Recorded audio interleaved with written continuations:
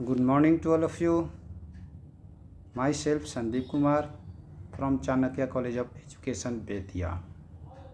My dear student, आज की जो मैं यह कक्षा ले रहा हूँ यह DLED सेकेंड ईयर वालों के लिए हो जाती है, जो कि पेपर हो जाता है S4 स्वयं की समझ, जिसके अंतर्गत माय डियर स्टूडेंट मैंने लास्ट कक्षा में आपको बताया था चिंतन के बारे में और चिंतन की विशेषताओं के बारे में.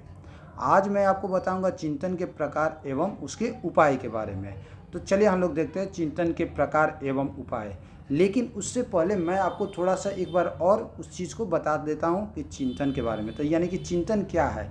चिंतन यानी कि सोचना विचारना चिंतन होता है. अर्थात यहाँ कहने का तात्पर्य यह है कि जब व्यक्ति के सामने किसी प्रकार की समस्याएं उत्पन्न होती है, किसी भी प्रकार की जब व्यक्ति के सामने समस्या उत्पन्न होती है तो व्यक्ति उसमें क्या होता है, चिंतित हो जाता है, सोचने लगता है.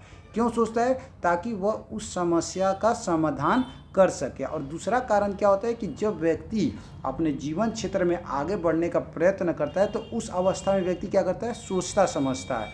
यानी कि सोचने समझने से क्या तात्पर्य हो जाता है कि व्यक्ति किस प्रकार से अपने जीवन क्षेत्र में आगे बढ़े. अर्थात चिंतन जो हो गया यहाँ पर यह समस्या के आरंभ से लेकर समस्या के अंत तक निरंतर ही चलता रहता है. यानी कि जब तक किस कारण से समस्या उत्पन्न हुई और जब तक समस्या खत्म नहीं हो जाता है व्यक्ति क्या करता है, सोचता विचारता ही रहता है, जो कि उसका क्या कहलाता है, चिंतन कहलाता है. अब मैं आपको मेन टॉपिक पर चलते हैं चिंतन के प्रकार के बारे में. तो चलिए हम लोग देखते हैं चिंतन के प्रकार के बारे में.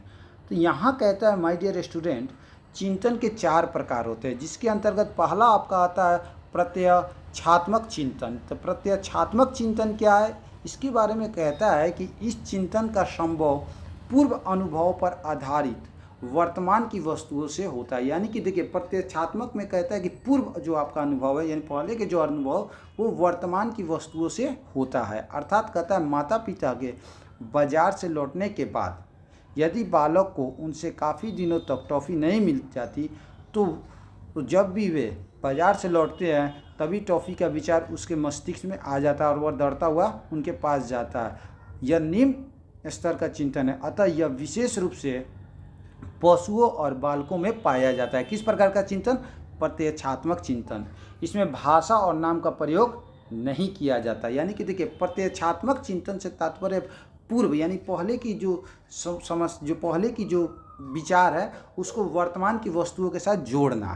तो ये हो जाए प्रत्यक्षात्मक चिंतन.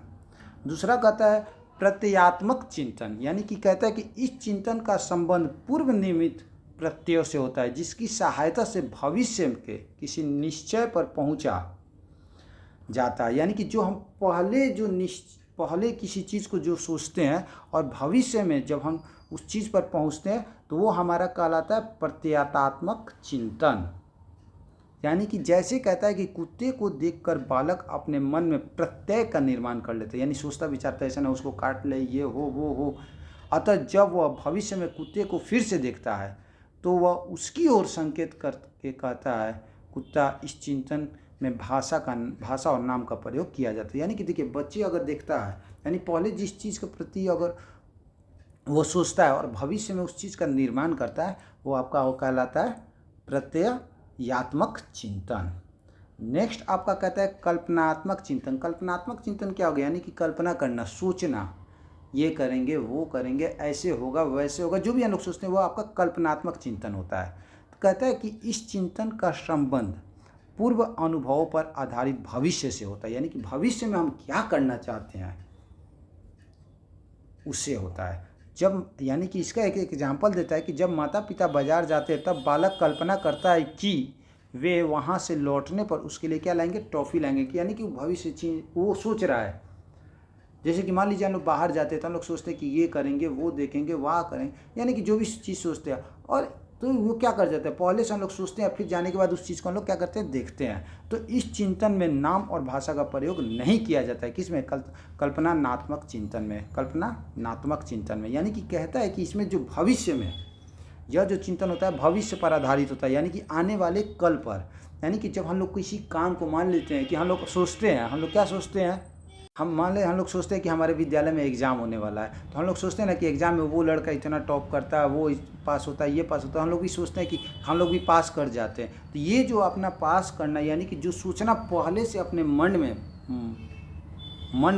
में अपने आप को एकदम क्या करना, माइंड कर लेना, उसको सोच विचार करना कि हमको वो काम आगे करना है ताकि हम उससे आगे बढ़ सके, वो आपका कल्पनात्मक चिंतन कहलाता है। उसके बाद कहता है तार्किक चिंतन। कहता है कि यह सबसे उच्च प्रकार का चिंतन होता है। कौन? तार्किक चिंतन।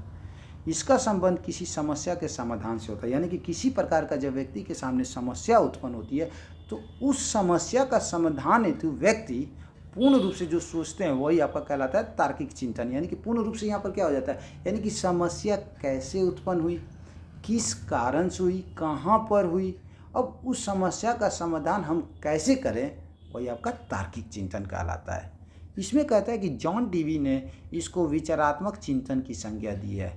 यानी कि चिंतन की क्रिया में अनेक क्रियाएं शामिल रहती है। इसमें प्रमुख भूमिका रहती है प्रत्यय एवं भूल की। इसमें विचार का संकेत रहता है, यानी कि जो हम अपना विचार व्यक्त करते हैं उसका संकेत रहता है। जैसे कि एक एग्जाम्पल देता है, सड़क पर लिखा होता है सावधानी हटी दुर्घटना घटी। यानी कि वो क्या देता है, वो अपना एक दे दिया कि आप अगर गाड़ी गलत वे से चला रहे हो तो आपके साथ दुर्घटना हो सकती है, इसके लिए आप क्या रहे, सावधान होकर अच्छे से चलाएं। ये हो जाता है तार्किक चिंतन। आगे कहता है कि चिंतन एक ज्ञानात्मक क्रिया है। इसमें प्रत्यात्मक तथा कल्पनात्मक ज्ञान क्या होता है, निहित होता है।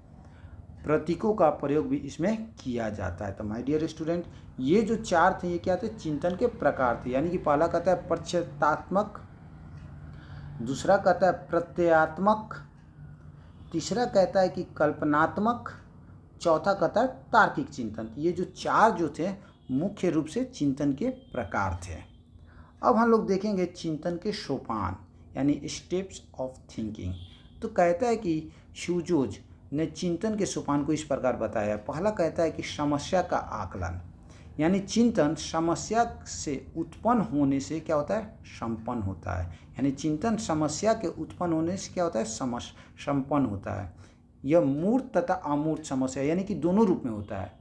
जिज्ञासा के माध्यम से चिंतन का आरंभ करती है, मूर्त से अमूर्त की ओर इस पद में बढ़ा जाता है। यानी कि इस पद में समस्या आकलन में क्या हो जाता है, यानी कि जब समस्या हमारे सामने उत्पन्न होगी तो जाहिर सी बात है हमारे अंदर में चिंतन यानी सोचने विचारने की क्रिया स्वतः उत्पन्न हो जाती है, जो मूर्त से अमूर्त की ओर जाता है।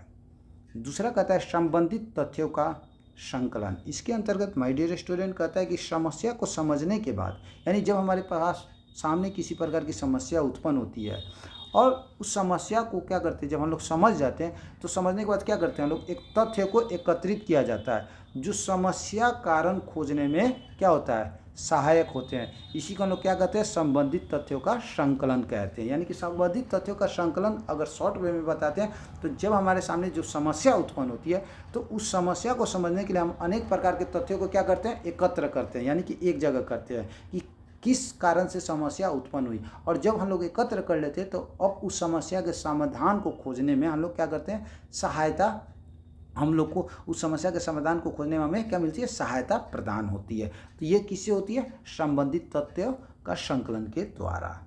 उसके बाद कहता है निष्कर्ष पर पहुंचना। इसमें कहता है कि तथ्यों का संकलन कर उनका विश्लेषण किया जाता है। यानी कि जब हमें तथ्य पूरा मिल जाता है कि हाँ इस कारण से समस्या उत्पन्न हुई, ऐसी हुई, उससे जैसे हो जाते हैं, तब हम लोग लास्ट में किस पर पहुंचते हैं, निष्कर्ष पर पहुंचते हैं कि अब उसको कैसे शट आउट कर दिया जाए। तो निष्कर्ष पर पहुंचने का अर्थ हो गया कि यानी कि जब हमारे सामने समस्या उत्पन्न हो जाती है और समस्या उत्पन्न होने के बाद जो समाधान हो जाता है, लास्ट में समाधान होने के लिए जिस तथ्य का प्रयोग होता है वो आपका निष्कर्ष कहलाता है। उसके बाद कहता है निष्कर्ष का परीक्षण।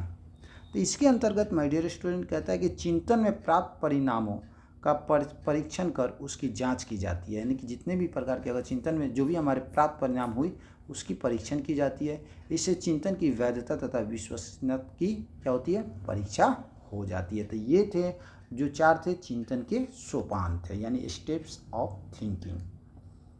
अब कहता है चिंतन के विकास के उपाय। तो देखिए हमारे एक महान मनोवैज्ञानिक क्रो ने स्पष्ट रूप से दिया है कि चिंतन की योग्यता सफल जीवन के लिए क्या है, आवश्यक होती है।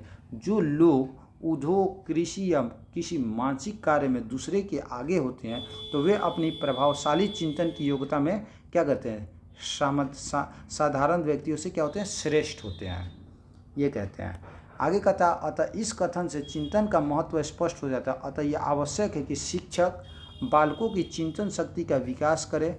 वह ऐसा निम्नलिखित उपायों की सहायता से कर सकता है। तो कौन कौन होता है सहायता, चलिए देखते हैं। कहता है कि भाषा चिंतन के माध्यम और अभिव्यक्ति ही क्या होती है, आधारशिला है। अतः शिक्षक को बालक के भाषा ज्ञान में वृद्धि करनी चाहिए।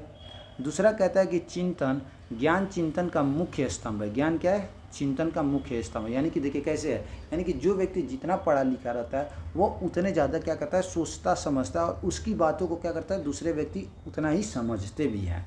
वही कहता है ज्ञान चिंतन का मुख्य स्तंभ है। अतः शिक्षक को बालकों के ज्ञान का विस्तार कराना चाहिए।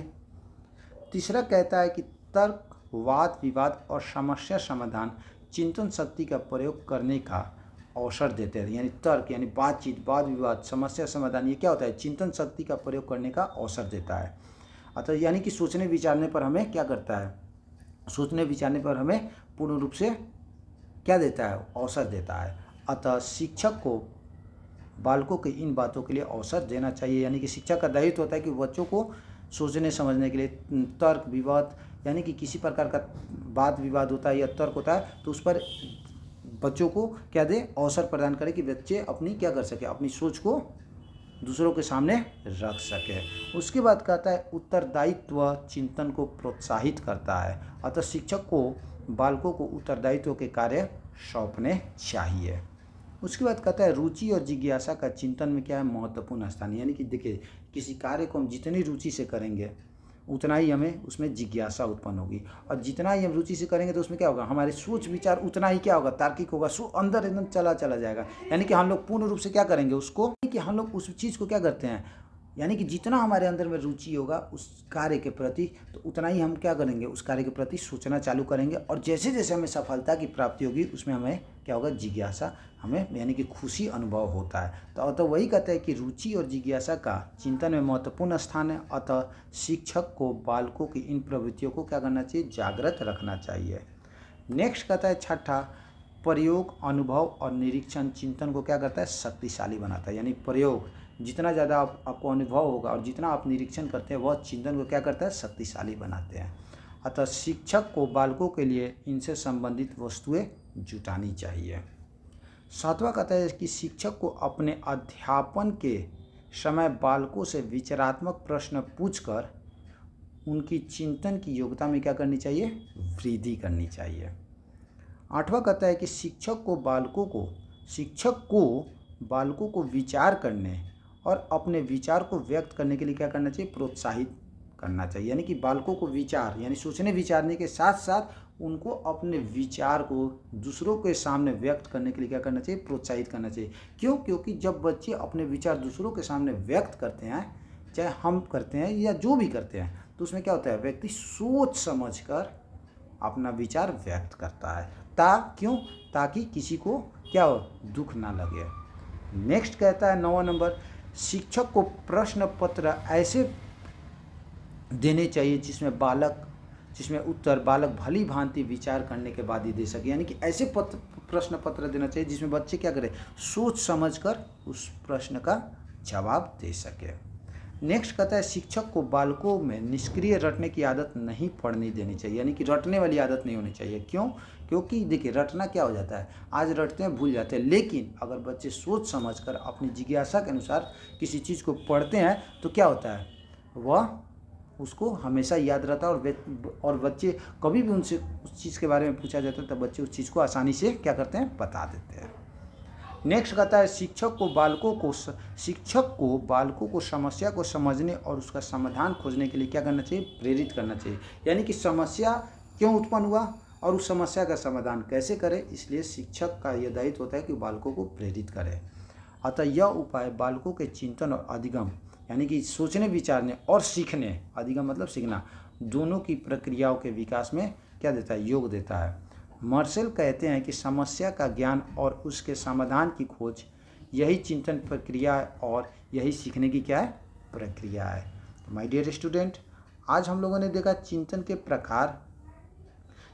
प्रकार के बारे में, और उसके साथ साथ इसके उपाय के बारे में, और साथ में लास्ट हम लोगों ने देखा चिंतन के सोपान के बारे में। तो अगर किसी भी छात्र को किसी भी प्रकार की समस्या होती है तो आप मुझसे, मैं बार बार कहता हूँ, आप मुझसे कंसल्ट कर सकते हैं। तो मैं अब अपनी वाणी को विराम देता हूँ। Thank you, have a nice day.